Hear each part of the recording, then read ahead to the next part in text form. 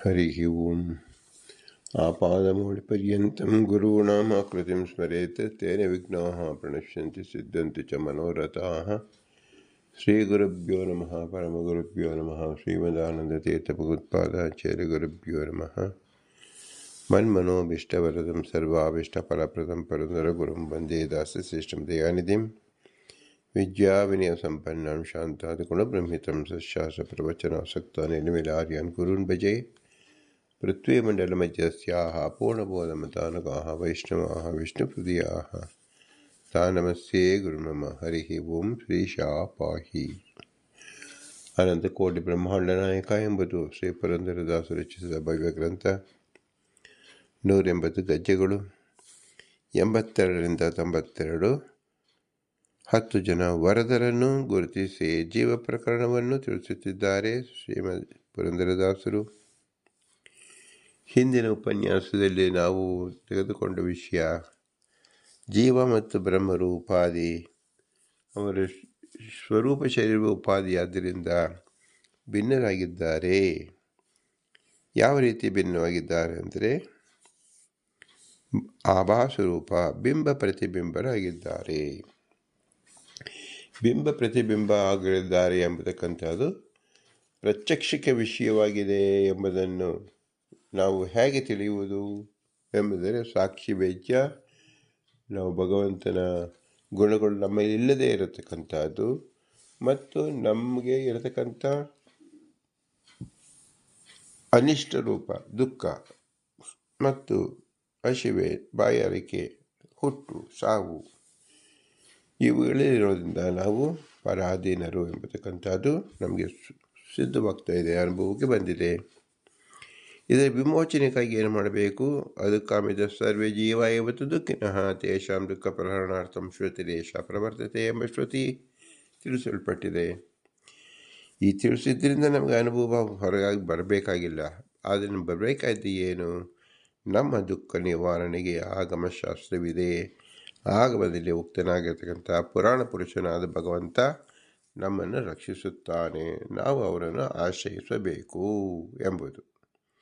ಇದನ್ನು ನಾವು ಪುರಾಣ ವಚನದಲ್ಲಿ ಹೇಗೆ ತಿಳಿಸ್ಕೊಟ್ಟಿದ್ದಾರೆ ಜೀವಾತ್ಮನ ಬಗ್ಗೆ, ಮತ್ತು ಸರ್ವಮೂಲ ಗ್ರಂಥಗಳಲ್ಲಿ ಉಲ್ಲೇಖಗೊಂಡ ಪುರಾಣ ವಚನಗಳಲ್ಲಿ ಜೀವಾತ್ಮನ ಸ್ವರೂಪವನ್ನು ಹೇಗೆ ಚಿತ್ರಿಸಲಾಗಿದೆ ಎನ್ನುವುದನ್ನು ನಾವು ಈಗ ತಿಳಿಯೋಣ.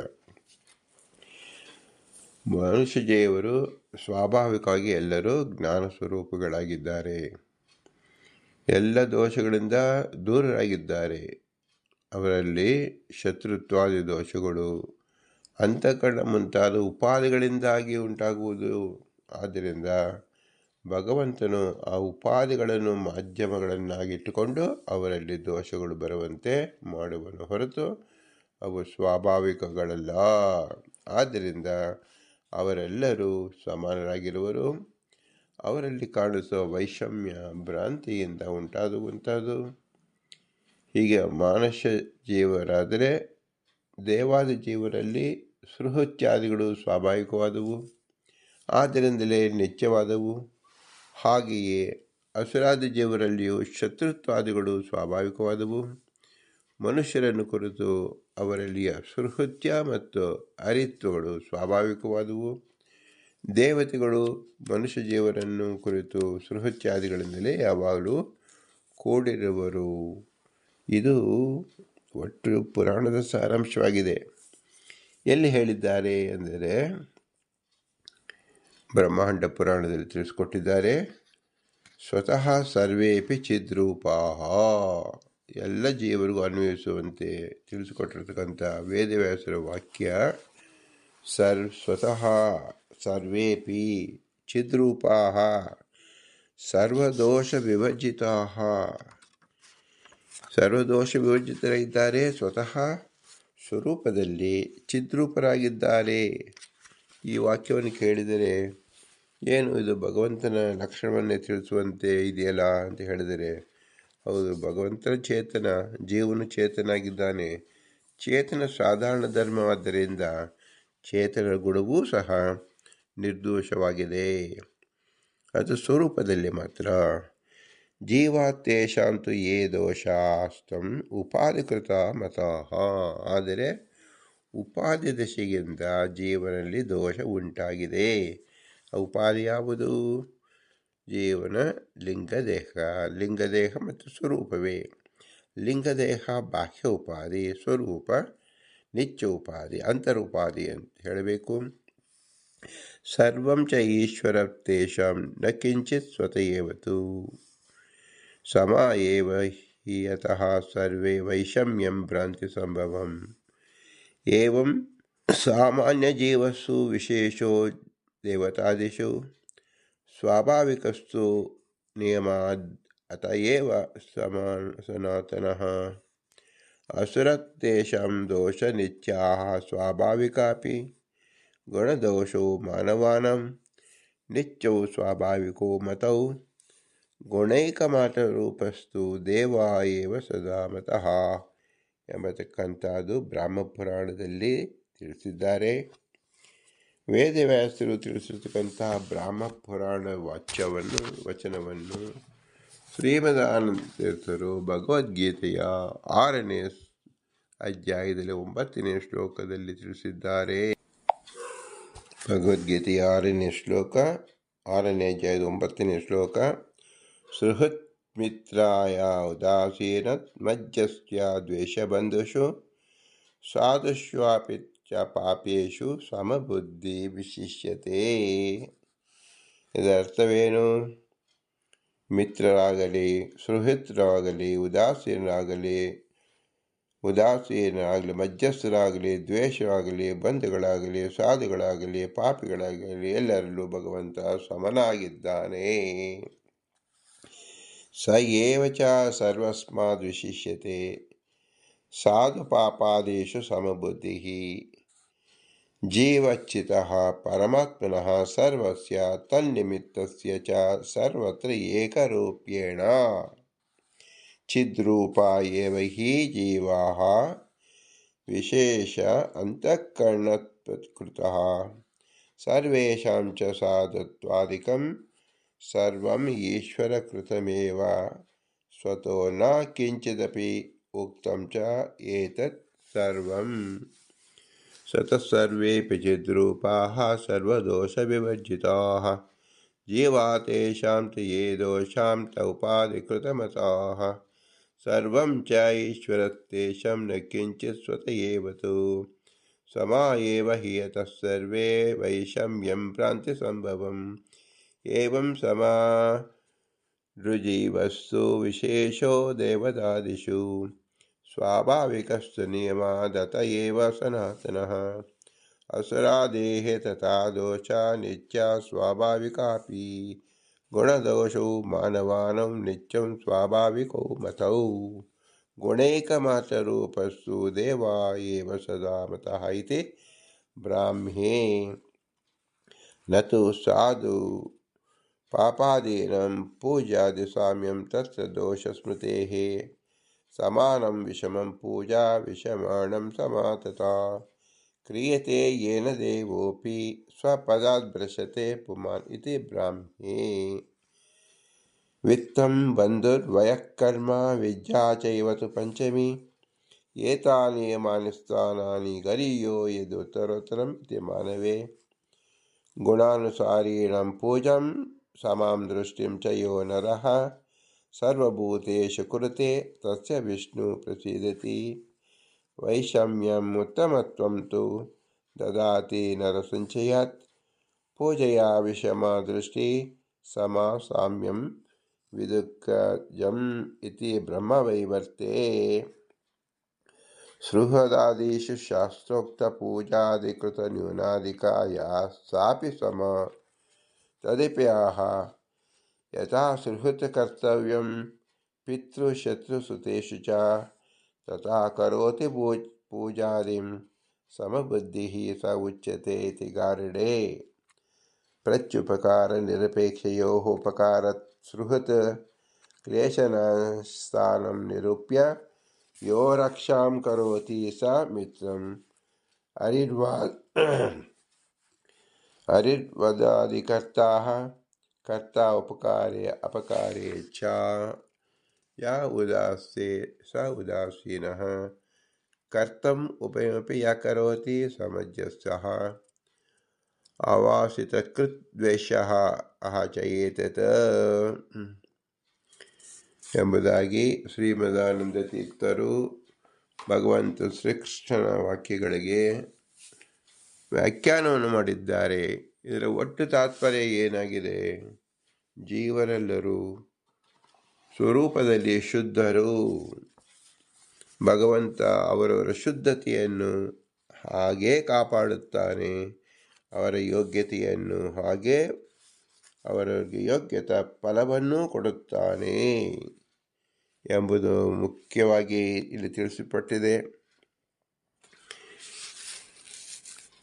ಆದರೆ ಕೆಲವು ಜೀವರು ಏನು ಮಾಡ್ತಾರೆ ಅಂದರೆ, ನಾನು ಬ್ರಹ್ಮನಾಗಿದ್ದೇನೆ, ನಾನು ದೇವನಾಗಿದ್ದೇನೆ, ನಾನು ಬರೇ ಮನುಷ್ಯನಲ್ಲ, ನಾನು ಹುಟ್ಟಿದ್ದೇನೆ, ನಾನು ಬೆಳೆಯುತ್ತಿದ್ದೇನೆ, ನಾನು ಧನಿಕ, ನಾನು ಸಾಯುವನು, ಹೀಗೆ ಪರಬ್ರಹ್ಮನ ವಿಷಯದಲ್ಲಿ, ದೇವತೆಗಳ ವಿಷಯದಲ್ಲಿ, ದೇಹಾದಿಗಳ ವಿಷಯದಲ್ಲಿ ಅಧಮ ಮತ್ತು ಮಧ್ಯಮ ಜೀವರಿಗೆ ಯಾವ ಪರಮಾತ್ಮನ ಬಂಧಕ ಶಕ್ತಿ ರೂಪವಾದ ಮಾಯೆಯಿಂದ ಉಂಟಾಗುವ ಮೋಹ ಪ್ರಯುಕ್ತವಾಗಿ ಅಭೇದ ಜ್ಞಾನ ಉಂಟಾಗುವುದು. ಅಂತಹ ಪರಮಾತ್ಮ ಸರ್ವೇಶನಾದುದರಿಂದ ಎಂದೂ ಭ್ರಮೆಗೆ ಒಳಗಾಗುವುದಿಲ್ಲ. ಪಿತ್ರಾದಿಗಳು ಹುಟ್ಟುವಂತೆ, ಪಿತ್ರಾದಿಗಳು ಪುತ್ರಾದಿಗಳಾಗಿ ಹುಟ್ಟುವಂತೆಯೂ ಪರಿವರ್ತನೆಯನ್ನು ನಡೆಸುವನು. ಅಹಂ ಬ್ರಹ್ಮಾಸಿ ದೇವೋಸ್ಮಿ ನಾಸ್ಮಿ ಕೇವಲ ಮಾನುಷ ಜಾತೋಸ್ಮಿ ವರ್ಧೆ ಧನವಾನ್ ಮ್ರಿಯಃ ಇತ್ಯಾದಿಕ ಸದಾ ದೇಹಾದೇಶ ಚ ದೇವೇಶು ಪರಬ್ರಹ್ಮಣಿ ಚಾಭಿದಾ ಮೋಹಾದ್ಯನ್ಮಾಯಿತ್ಯಂ ದೃಶ್ಯತೆ ಅಧಮ ಮಧ್ಯಮೇ ನ ಈಶಾ ನ ವಿಪರ್ಯೇಷ ಇತಿ ಸರ್ವಶಿಷ್ಯಾಸ ಕದಾಚನ ಪುತ್ರಾದಿಕಂ ವಿಪರ್ಯೇತಿ ಪಿತ್ರಾದಿಕ ಶೇತೋ ಭವೇತ್ ಎಂಬುದು ಬ್ರಹ್ಮಪುರಾಣ. ಇದು ಭಾಗವತ ತಾತ್ಪರ್ಯದಲ್ಲಿ 10ನೇ ಸ್ಕಂದ 5ನೇ ಅಧ್ಯಾಯದಲ್ಲಿ 20ನೇ ಶ್ಲೋಕದಲ್ಲಿ ವಿಶೇಷವಾಗಿ ತಿಳಿಸಿದ್ದಾರೆ. ನಾವು ಅಲ್ಲೂ ಸಹ ವಿಶೇಷ ಆಕಾರವನ್ನು ತಿಳಿದುಕೊಳ್ಳಬಹುದು. ಇದರ ಅರ್ಥವೇನು? ಉತ್ತಮ ಜೀವರು ಮಾತ್ರ ಭಗವಂತನ ಈಶದಾಸ ಭಾವದಿಂದ ಉಪಾಸನೆ ಮಾಡುತ್ತಾರೆ. ಅಧಮ ಮತ್ತು ಮಧ್ಯಮ ಜೀವರು ಮೋಹ ಪರವಶರಾಗಿ ಉಪಾಸನೆ ಮಾಡುವುದಿಲ್ಲ ಎಂಬುದೇ ಇದು ತಾತ್ಪರ್ಯ. ಶರೀರಿಯನ್ನು ಸತ್ವಗುಣವು ಚಕ್ಷುರಾದಿ ಜ್ಞಾನೇಂದ್ರಿಯಗಳಿಂದಲೂ ಮನಸ್ಸಿನಿಂದಲೂ ಬಂಧಿಸುವುದು. ರಜೋಗುಣ ಪಾಣ್ಯಾದಿ ಕರ್ಮಗಳಿಂದ ಬಂಧಿಸುವುದು. ತಮಸ್ಸು ಶರೀರದಿಂದ ಬಂಧಿಸುವುದು. ಒಳಗಿನ ಕರ್ತೃತ್ವವು ಸತ್ವಗುಣದಿಂದ ಅಭಿಮಾನಕ್ಕೆ ಪಾತ್ರವಾಗುವುದು. ರಜೋಗುಣದಿಂದಾಗಿ ಕರಣಗಳಿಂದ ಕರ್ಮ ಕಾರಣಗಳಿಂದ ಅಭಿಮಾನಾಸ್ಪದನಾಗುವನು. ಶರೀರಕ್ಕೆ ಸಂಬಂಧಿಸುವ ಜ್ಞಾನಾದಿಗಳಿಂದ ತಮೋಗುಣದಿಂದಾಗಿ ಅಭಿಮಾನಾಸ್ಪದನಾಗುವನು. ಸ್ವತಂತ್ರ ಕರ್ತೃವಿಲ್ಲದ ಕರಣಗಳಿಂದ ಶರೀರದಿಂದ ರಹಿತನಾದ ನಿತ್ಯಜ್ಞಾನ ಸ್ವರೂಪಿಯಾದ ಜೀವನು ಹೀಗೆ ಪ್ರಕೃತಿಯ ಸತ್ವಾದಿ ಗುಣಗಳಿಂದಾಗಿ ಶರೀರಾದಿಗಳ ಅಭಿಮಾನಕ್ಕೆ ಒಳಗಾಗುವನು. ಭಗವಂತನ ಪ್ರೇರಣೆಗೊಳಗಾಗಿ ಶರೀರಿಯು ಸಂಸಾರಾವಸ್ಥೆಗೆ ಒಳಗಾಗಲಾರ ಎಂಬ ತಾತ್ಪರ್ಯ ಪುರಾಣದಲ್ಲಿ ತಿಳಿಸಲ್ಪಟ್ಟಿದೆ. ಪದ್ಮ ಪುರಾಣದಲ್ಲಿರ್ತಕ್ಕಂಥದ್ದು. ಜ್ಞಾನೇಂದ್ರಿಯಶ್ಚ ಮನಸ ಸತ್ವಂ ಅಜ್ಞಾತಿ ಪುರುಷಂ ರಜಃ ಕರ್ಮೇಂದ್ರಿಯೈರ್ನಿತ್ಯಂ ಶರೀರೇಣ ತಮಸ್ತಥಾ ಅಂತರಂ ಯತ್ ಕರ್ತೃತ್ವಂ ತತ್ ಸತ್ವೇನ ಅಭಿಮನ್ಯತೆ ರಜಸಾ ತ್ವಾಭಿಮನ್ಯೇತ ಕರಣೈಃ ಕರ್ಮಕಾರಣೈಃ ಶಾರೀರಂ ವೇದರಾಜ್ಯಂ ತು ತಮಸಾ ತ್ವಾಭಿಮನ್ಯತೆ ಅಕರ್ತ ಕರಣೇ ಹೀನಃ ಶರೀರೇಣ ವಿವರ್ಜಿತಃ ನಿತ್ಯಜ್ಞಾನಸ್ವರೂಪೋऽಸೌ ಗುಣೈರೇವ ಅಭಿಮನ್ಯತೆ. ಏವಂ ಜೀವ ಪರೇಣ್ಯೇವ ಪ್ರೇರಿತಂ ಸಂಸ್ಕೃತಿಂ ವ್ರಜೇತ್ ನ ಪರಂ ಸಂಸ್ಕೃತಿಂ ಕ್ವಾಪಿ ಸ್ವಾತಂತ್ರ್ಯಾಧಿಕತ್ವತಃ. ಪದ್ಮಪುರಾಣದಲ್ಲಿರ್ತಕ್ಕಂಥದ್ದು. ಶ್ರೀಮದಾನಂದ ತೀರ್ಥರು ಭಾಗವತ ತಾತ್ಪರ್ಯದಲ್ಲಿ 2ನೇ ಸ್ಕಂದದ 5ನೇ ಅಧ್ಯಾಯದ 18ನೇ ಶ್ಲೋಕದಲ್ಲಿ ವಿಸ್ತೃತವಾಗಿ ನಮಗೆ ತಿಳಿಸಿಕೊಟ್ಟಿದ್ದಾರೆ. ಇದರ ಮೂಲ ಅರ್ಥ ಏನು? ಪ್ರತಿಯೊಬ್ಬ ಜೀವರಿಗೂ ಸಮಾನ ಅವಕಾಶ ಭಗವಂತ ಕೊಟ್ಟರು. ಆಯಾ ಜೀವರ ಯೋಗ್ಯತೆಯನ್ನು ಅನುಸರಿಸಿ ಉತ್ತಮರಾದವರು ಭಗವಂತನಲ್ಲಿ ಪ್ರೀತಿಯನ್ನು ಮಾಡುತ್ತಾರೆ. ಅಧಮರು ಉದಾಸೀನರಾಗಿರುತ್ತಾರೆ ಮತ್ತು ಮಧ್ಯಮರು ಉದಾಸೀನರಾಗಿರುತ್ತಾರೆ ಮತ್ತು ಅಧಮರು ದ್ವೇಷವನ್ನೇ ಕಾರುತ್ತಾರೆ. ಇದು ಭಗವಂತ ಅವರಲ್ಲಿಂತ ದ್ವೇಷ ಮಾಡಿಸುವುದಲ್ಲ, ಇದು ಆಯಾ ಜೀವರ ಸ್ವರೂಪಭೂತವಾದ ಗುಣ. ಇದು ಸಹ ಪುರಾಣದಲ್ಲಿ ಸ್ಪಷ್ಟವಾಗಿ ಉಕ್ತವಾಗಿದೆ. ಮುಂದೆ ವರಾಹ ಪುರಾಣದಲ್ಲಿ ಉಕ್ತವಾಗಿರುವುದನ್ನು ಶ್ರೀಹರಿ ಶರೀರಗಳ ಪುತ್ರ, ಭ್ರಾತೃ, ಸಖಿ, ಸ್ವಾಮಿ ಹೀಗೆ ಬಹು ಪ್ರಕಾರವಾಗಿ ವೇದದಲ್ಲಿ ಹೇಳಲ್ಪಡುವನು. ಆದುದರಿಂದ ಅವನು ಜೀವರಿಗಿಂತ ಭಿನ್ನನಾದವನೆಂದು ತಿಳಿಯುವುದು. ಆದರೆ ಅದೇ ವೇದದಲ್ಲಿ ಬ್ರಹ್ಮನೇ ಬೆಸ್ತರು, ಬ್ರಹ್ಮನೇ ಜೂಜಾಡುವರು ಹೀಗೆ ಭಗವಂತನಿಗೆ ಜೀವರಿಂದ ಅಭೇದವನ್ನು ಹೇಳಲಾಗಿದೆ. ಮುಖ್ಯವಾಗಿ ಭೇದಾಭೇದಗಳು ಪರಸ್ಪರವಾಗಿ ವಿರುದ್ಧಗಳಾಗಿರುವುದರಿಂದ ಭೇದವನ್ನು ಒಪ್ಪಿ ಅಭೇದವನ್ನು ಸ್ಥಾನದಲ್ಲಿ ಭಿನ್ನಾಂಶತ್ವವನ್ನು ಅಂಗೀಕರಿಸುವ ಮೂಲಕ ಜೀವರು ಶ್ರೀಹರಿಯ ಭಿನ್ನಾಂಶರು ಎಂದು ಸಾರಲಾಗುವುದು. ಈ ಅಭಿಪ್ರಾಯ ವರಾಹ ಪುರಾಣದಲ್ಲಿದೆ. ಪುತ್ರ ಭ್ರಾತೃಸಖಿತ್ವೇನ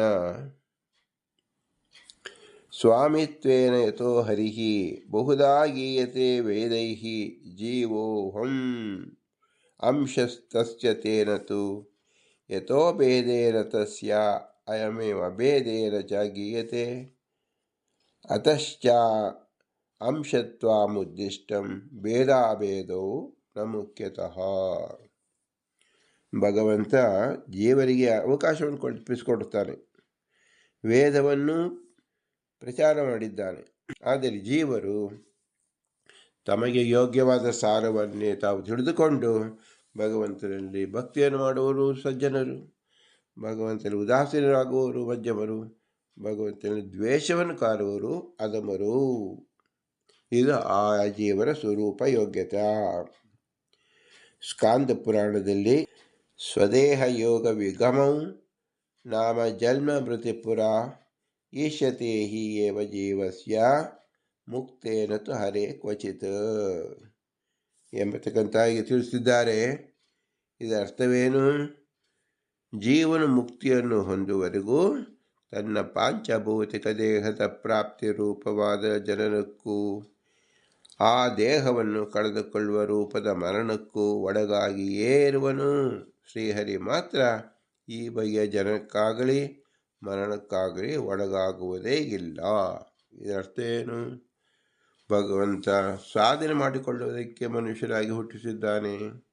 ಸಾಧನೆ ಅಂಗದಲ್ಲಿ ಮನುಷ್ಯನಾಗಿದ್ದಾಗ ಯೋಗ್ಯವಾದ ಶಾಸ್ತ್ರವನ್ನು ತಿಳಿದುಕೊಂಡು ಉಪಾಸನೆ ಮಾಡಬೇಕು. ಭಿನ್ನ ಅಂತ ತಿಳಿಯಬೇಕು. ಭಗವಂತ ಸ್ವತಂತ್ರ, ಅವನ ಅಧೀನ ನಾವು ಅಂತ ತಿಳಿಯಬೇಕು. ಅದಕ್ಕೋಸ್ಕರವಾಗಿ ಎಲ್ಲರನ್ನು ಮನುಷ್ಯರಾಗಿ ಹುಟ್ಟಿಸಿರುವುದು ಎಂಬುದನ್ನು ಅತ್ಯವಶ್ಯಕವಾಗಿ ಪುರಾಣದಲ್ಲಿ ವೇದವ್ಯಾಸ ದೇವರೇ ಹೇಳಿದ್ದಾರೆ. ಅದನ್ನು ನಾವು ತಿಳಿದುಕೊಳ್ಳಬೇಕು. ಅನಂತ ಜೀವರಲ್ಲಿ ಕೆಲವರಷ್ಟೇ ಮುಕ್ತಿಗಾಗಿ ಯತ್ನಿಸುವರು. ಹಾಗೆ ಯತ್ನಿಸುವರಲ್ಲೂ ಕೆಲವರಷ್ಟೇ ಮುಕ್ತಿಯನ್ನು ಹೊಂದುವರು. ಮುಕ್ತರಲ್ಲೂ ಬ್ರಹ್ಮ ರುದ್ರಾದಿಗಳು ಕೆಲವರಷ್ಟೇ ಶ್ರೀಹರಿಯನ್ನು ಸ್ಫುಟವಾಗಿ ತಿಳಿಯುವರು. ಉಳಿದ ಮುಕ್ತರಿಗೆ ಮುಕ್ತಿಗೆ ಪ್ರಾಪ್ತಿಗೆ ಎಷ್ಟು ಭಗವಂತನ ಜ್ಞಾನದ ಅವಶ್ಯಕತೆ ಇದೆಯೋ ಅಷ್ಟೇ ಜ್ಞಾನ ಸಿದ್ಧಿಸುವುದು. ಅನಂತಾನಂತ ಜೀವಾನಾಂ ಯತಂತೆ ಕೇಚಿದೇವತು. ಎಲ್ಲ ಜೀವರಿದ್ದಾರೆ, ಅವರು ಹೇಗೆ ಉಪಾಸನೆ ಮಾಡ್ತಾರೆ ಅಂದರೆ ಮುಕ್ತೈತೇಷು ಚ ಮುಚ್ಚಂತೆ ಕೇಚಿನ್ಮುಕ್ತೇಷು ಚ ಸ್ಫುಟಂ ಕೇಚೇನೈವ ಹರಿಂ ಸಮ್ಯಕ್ ಬ್ರಹ್ಮರುದ್ರಾದಿಯೋ ವಿದುಹು ಅನ್ಯೇಷಂ ಯಾವತಾ ಮುಕ್ತಿ ತಾವತ್ ಜ್ಞಾನಂ ಹರೋ ಪರಂ. ಪದ್ಮಪುರಾಣದಲ್ಲಿ ತಿಳಿಸಿದ್ದಾರೆ. ಅತ್ಯಂತ ವಿಶೇಷವಾದ ವಚನ. ಯಾರು ಅತಿ ಶ್ರೇಷ್ಠವಾಗಿ ತಿಳಿದುಕೊಳ್ಳುತ್ತಾರೋ ಅವರು ಬ್ರಹ್ಮರುದ್ರಾದಿಗಳು, ಅವರ ಜೀವನ ಯೋಗ್ಯತೆ, ದೇವತೆಗಳ ಯೋಗ್ಯತೆ. ಸಾಧಾರಣ ಮನುಷ್ಯರು ತಮ್ಮ ಮುಕ್ತಿಗೆ ಎಷ್ಟು ಬೇಕೋ ಅಷ್ಟು ಮಾತ್ರ ತಿಳಿಯುತ್ತಾರೆ. ಭಗವಂತ ಸರ್ವೋತ್ತಮ, ಅವರಿಗೆ ಪಾಸಿಂಗ್ ಮಾರ್ಕ್ಸ್ ಅಂತ ಲೋಕ ವ್ಯವಹಾರದಲ್ಲಿ 35 ಮಾರ್ಕ್ಸ್ ಅಂತ ಹೇಗೆ ತಿಳಿತೇವೋ ಹಾಗೆ ಜೀವರಲ್ಲಿ ಮಾನುಷೋತ್ತಮರು ಕೇವಲ ಶತಾಂಶವನ್ನು ತಿಳಿಯುತ್ತಾರೆ, ದಶಾಂಶವನ್ನು ತಿಳಿಯುತ್ತಾರೆ, ಶತಾಂಶವಲ್ಲ. ಋಷಿಗಳು ಗಂಧರ್ವರು 50 ಅಂಶದವರೆಗೂ ತಿಳಿಯುತ್ತಾರೆ, ದೇವತೆಗಳು 51ರಿಂದ 100 ಅಂಶದವರೆಗೂ ತಿಳಿಯುತ್ತಾರೆ. ಹೀಗೆ ತಿಳುವಳಿಕೆಯಲ್ಲಿ ತಾರತಮ್ಯ ಇರುವುದರಿಂದ ಮೋಕ್ಷದಲ್ಲೂ ತಾರತಮ್ಯವಿದೆ, ಅವರ ಆನಂದದಲ್ಲೂ ತಾರತಮ್ಯವಿದೆ. ಆದರೆ ಅಮುಕ್ತರು ಯಾರು ಮುಕ್ತಿಗೆ ಬರುವುದಿಲ್ಲವೋ ಅವರು ಭಗವಂತನನ್ನು ವಿರುದ್ಧವಾಗಿಯೇ ತಿಳಿಯುತ್ತಾರೆ. ಭಗವದ್ಗೀತೆಯ 7ನೇ ಅಧ್ಯಾಯದ 3ನೇ ಶ್ಲೋಕ ಹೀಗೆ ಹೇಳುತ್ತಾ ಇದೆ: ಮನುಷ್ಯಾಣಂ ಸಹಸ್ರೇಷು ಕಚ್ಚಿದ್ಯತಿ ಸಿದ್ಧಯೇ ಯತತಾಮಪಿ ಸಿದ್ಧಾನಂ ಕಚ್ಚಿನ್ ಮಾನ್ ವೇತ್ತಿ ತತ್ವತಃ. ಅನಂತಾನಂತು ಜೀವಾನಂ ಯತಂತೆ ಕೇಚಿದೇವತು ಮುಕ್ತೆ ತೇಷ ಮುಚ್ಚಂತೆ ಕೇಚಿತ್ ಮುಖ್ಯೇಷು ಚ ಸ್ಫುಟಂ ಕೇಚೇನೇವ ಹರಿಸಮ್ಯಕ್ ಬ್ರಹ್ಮರುದ್ರಾದಯೋ ವಿದುಃ ಅನ್ಯೇಷಂ ಯಾವತ ಮುಕ್ತಿ ತಾವತ್ ಜ್ಞಾನಂ ಹರೋ ಪರಂ ಇತಿ ಪಾದ್ಮೆ ಮುಕ್ತಾನಮಪಿ ಸಿದ್ಧಾನಂ ನಾರಾಯಣ ಪರಾಯಣಃ ಸುದುರ್ಲಭಃ ಪ್ರಶಾಂತಾತ್ಮ ಕೋಟಿಷ್ವಪಿ ಮಹಾಮತೆ ಇತಿ ಭಾಗವತೆ. ಇಲ್ಲಿ ಮಾತ್ರ ಭೇದ, ಅಲ್ಲಿ ಭೇದವಿಲ್ಲ ಎಂಬುದು ಅನ್ಯತಾ ಜ್ಞಾನ.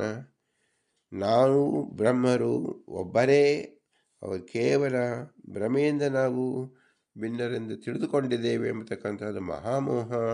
ಆದ್ದರಿಂದ ಈ ಥರದ ಜೀವರು ಯಾವ ಕಾಲಕ್ಕೂ ಮುಕ್ತಿಯ ಪಥವನ್ನು ಮುಟ್ಟುವುದೇ ಇಲ್ಲ, ಅವರು ಮುಕ್ತರಾಗುವುದೂ ಇಲ್ಲ.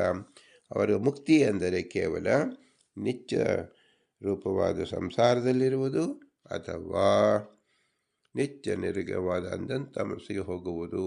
ಹೀಗೆ ಪುರಾಣಗಳಲ್ಲಿಯೂ ಸಹ ಜೀವರ ಉಪಾಸನ ಮಾರ್ಗವನ್ನು, ಜೀವರ ಯೋಗ್ಯತೆಯನ್ನು ವಿವರಿಸಿದ್ದಾರೆ. ಇದೆಲ್ಲವೂ ಸಹ ಪುರಾಣ ಪುರುಷೋತ್ತಮದ ಮುಂದಿನ ಭಾಗದಿಂದ ಜೀವ ಪ್ರಕರಣದಲ್ಲಿ ನಮಗೂ ಸಹಾಯವಾಗುವ ಅಂಶಗಳಾಗಿದೆ. ಪುರಂದರದಾಸರು ಅಕ್ರೂರದ ಅಂಬರೀಷ ವರದ ಮುಂತಾದ ವರದಿಂದ ಈ ಜೀವರುಗಳು ಯಾವ ರೀತಿ ಉಪಾಸನೆ ಮಾಡಿದರು ನೀವೇ ತಿಳಿದುಕೊಳ್ಳಿ. ಒಬ್ಬ ಜೀವನಂತೆ ಇನ್ನೊಬ್ಬ ಉಪಾಸನೆ ಮಾಡಿಲ್ಲ. ಯಾಕೆ? ಅವರವರ ಯೋಗ್ಯತಾ ಭಿನ್ನವಾಗಿದೆ. ಇದನ್ನು ತಿಳಿಸೋಸ್ಕರವಾಗಿ ಪುರಂದರದಾಸರು 10 ಜನ ವರದರನ್ನು ಆರಿಸಿಕೊಂಡಿದ್ದಾರೆ. ಅದರ ವಿಶೇಷ ಆಖ್ಯಾನಿಕೆಯನ್ನು ನಾವು ಮುಂದೆ ನೋಡಬಹುದಾಗಿದೆ. ಇಂಥ ವಿಶೇಷ ಜ್ಞಾನದಿಂದ ನಾವು ಏನು ತಿಳಿಯಬೇಕು? ನಮ್ಮ ಯೋಗ್ಯತೆಯ ಪೂರ್ಣ ಭಗವಂತನ ಆರಾಧನೆ ಮಾಡಬೇಕು ಮತ್ತು ಸಂಸಾರದಿಂದ ಬಿಡುಗಡೆಯಾಗುವ ಮಾರ್ಗವನ್ನು ಚಿಂತಿಸಬೇಕು. ಹೇಗೆ ಚಿಂತಿಸುವುದು ಎಂಬುದನ್ನು ಶ್ರುತಿ ಮೂಲಕವಾಗಿ ದ್ವಾಸುಪರ್ಣ ಎಂಬತಕ್ಕಂಥ ಶ್ರುತಿ ಏನು ಹೇಳುತ್ತೆ ಎಂಬತಕ್ಕಂಥದ್ದು ಮುಂದಿನ ಉಪನ್ಯಾಸ ನೋಡೋಣ. ಇಂತಹ ವಿಶೇಷ ಜ್ಞಾನವನ್ನು ಕಲ್ಪಿಸಿದ ಪುರಂದರದಾಸರಿಗೆ ಅನಂತ ನಮಸ್ಕಾರಗಳನ್ನು ಮಾಡಿ ಅವರ ಅಂತರ್ಯಾಮಿ ಪುರಂದರವಿಠಲನಿಗೆ ಭೂಯಿಷ್ಠಾಂತೇನ ಮುಕ್ತಿ ವಿಧೇಮ ಎಂದು ಹೇಳಿ, ಇಂತಹ ಶ್ರೇಷ್ಠ ಜ್ಞಾನ ಒದಗಿ ಬಂದಿದ್ದು ಕೇವಲ ಮನುಷ್ಯ ಜನ್ಮದಲ್ಲಿರುವುದರಿಂದ ಈ ಮನುಷ್ಯ ಜನ್ಮಕ್ಕೆ ಪ್ರಯೋಜಕರಾದ ತಂದೆ ತಾಯಿಗಳ ಅನುಗ್ರಹ ರೂಪವನ್ನು, ತಂದೆ ತಾಯಿಗಳ ಇರುವಿಕೆಗೆ ಅನುಗ್ರಹ ರೂಪವಾದ ಗುರು ಹಿರಿಯರ ಅನುಗ್ರಹವನ್ನು, ಇವರಲ್ಲಿ ತತ್ವಾಭಿಮಾನಿ ದೇವತೆಗಳು ಇದ್ದು ಈ ಜ್ಞಾನವನ್ನು ಹುಟ್ಟಿಸಿದಿಂದ ಅವರ ಅನುಗ್ರಹ ರೂಪವನ್ನು ಚಿಂತಿಸಿ ಸಕಲರಿಗೂ ಮೂಲ ಗುರುಗಳಾದ ಮುಖ್ಯ ಪ್ರಾಣರಾದ ಭಾರತೀಯ ವಾಯುದೇವರು ಸಕಲರು ನಿಂತು ಈ ಸುಜ್ಞಾನವನ್ನು ಬೋಧಿಸುತ್ತಿದ್ದಾರೆ. ಅವರೇ ಶ್ರೀಮದಾನಂದ ತೀರ್ಥರಾಗಿ ಸರ್ವಮೂಲ ಗ್ರಂಥದಲ್ಲಿ ಸಕಲ ಶಾಸ್ತ್ರ ಪ್ರಮೇಯವನ್ನು ನಮಗೆ ಹಂಚಿದ್ದಾರೆ. ಇವರ ಉಪಕಾರ ಸ್ಮರಣೆಯನ್ನು ನಿರಂತರವಾಗಿ ಸ್ಮರಿಸಲೇಬೇಕು. ಆಚಾರ್ಯ ಶ್ರೀಮದಾಚಾರ್ಯ ಸ್ವಂತಮೇ ಜನ್ಮ ಜನ್ಮನಿ ಎಂಬುದಾಗಿ. ಆದರೂ ಇವರೆಲ್ಲರೂ ಅಸ್ವತಂತ್ರರು. ಸ್ವತಂತ್ರದ ಭಗವಂತ ಲಕ್ಷ್ಮೀನಾರಾಯಣ ಮಾತ್ರ. ಅವರ ವಿಶೇಷ ಅನುಸಂಧಾನ ಮಾಡುವುದಕ್ಕೋಸ್ಕರವಾಗಿ ಅವರೇ ನಮ್ಮ ಬಿಂಬರೂಪರಾಗಿ ನಮ್ಮ ಹೃದಯದಲ್ಲೇ ಇದ್ದಾರೆ.